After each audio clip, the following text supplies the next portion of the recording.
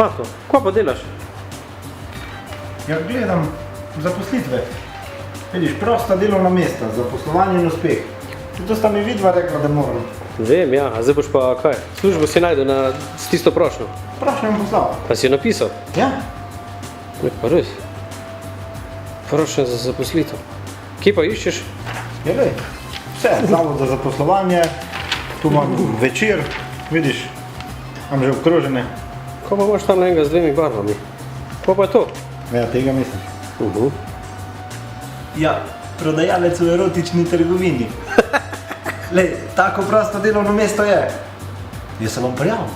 Je nič, Mato, prošnjo kuverto pa poslati. Ja.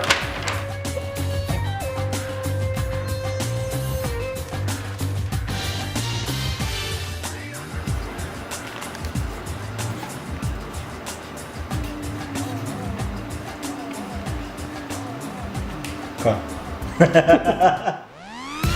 Antenin zajtrk prvakov. Z vami ponovno jutri zjutraj.